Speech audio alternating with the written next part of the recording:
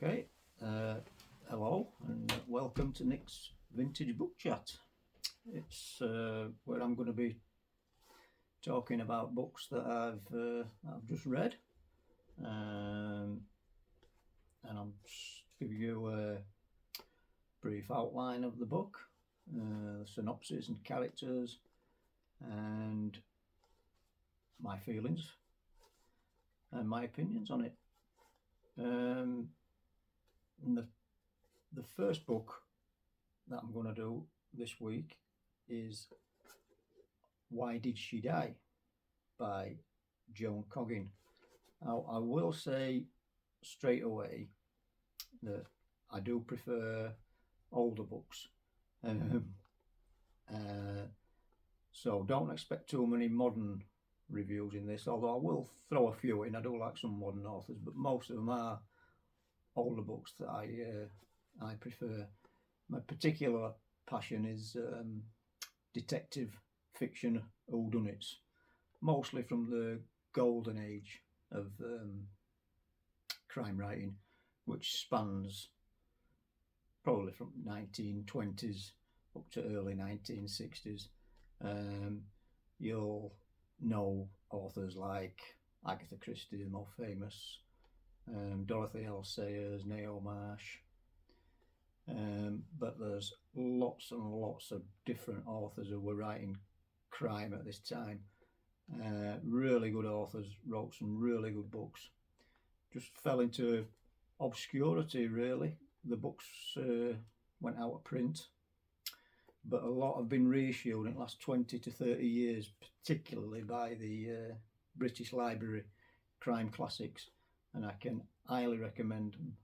I've read lots of these reissues and they are really, really good books.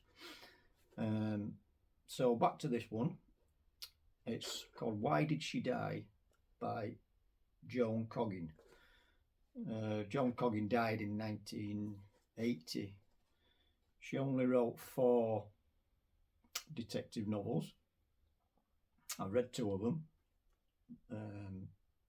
The other one being Who Killed the Curate, which I think was the first one, which were very good. I think this is the second or third one. Published in 1947, so right at the height of the golden age. I actually found this book in Morrison's. I don't know if you've been in Morrison's, but they have a charity bookstall, and I always have a look when I go in, and I was chuffed to bits to find this on there. I think it could be a first edition. It looks like one, but there's no date inside it, so I need to do a little bit more bit of digging on that. But it could be a first edition, and if it is, I'll be over the moon. So the plot of this is the central character. I think she has the same character, leading character in all the books, is Lady Lupin Hastings, an aristocrat who marries a vicar. And at the start of this book, Lady Lupin's husband Andrew, he goes to the village of Much Lansing to preach a sermon, and when they get there, they get involved with all the different characters in the village. Now, it's a pretty standard setting, this, for a lot of these books. The English village setting. I think they call it nowadays cozy crime. I think it comes under, and you'll find a pretty stock roll call of characters in these books. Spinsters, the incompetent village policeman, absent-minded vicars, friendly young couples. Pretty standard characters in all these books. As I say, Lady Lupin and her husband Andrew become involved with all these characters and quite friendly with a lot of them at the start of the book. And one character in particular is Penelope. She ends up being the victim. Now, at the start of the book, she comes across as being all sweetness and light and quite saintly, because she appears to have given everything up in her life to look after her elderly father, so everybody thinks, oh, isn't she wonderful? Now, Lady Lupin appears quite scatterbrained anyway, but she's actually quite astute at reading people, and quite early on she picks up that Penelope is not quite as likeable as she appears, let's put it that way.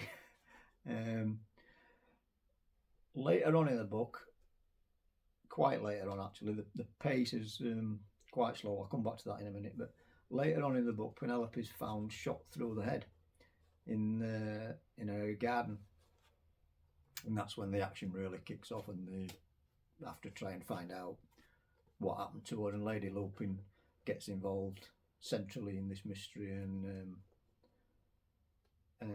that's how the book plays out. It is quite a slow pace. It takes quite a long time for the actual murder to happen, but you'll find that with a lot of books from this era, the pace is much slower than modern books. There's a lot of characterization and build up, but I like that. I like books that are a little bit more in depth, going into characters and the slow build up. The action when it comes is better, I think. You know, it's you a bit harder. So bear that in mind when you're reading these books, that they don't go straight into it and there's a murder in the first couple of pages, and they are a little bit slower, but all the better for it, I think. This one I thought were very well written, just like the other one that I read by her. I really enjoyed it. I didn't really guess what was going to happen.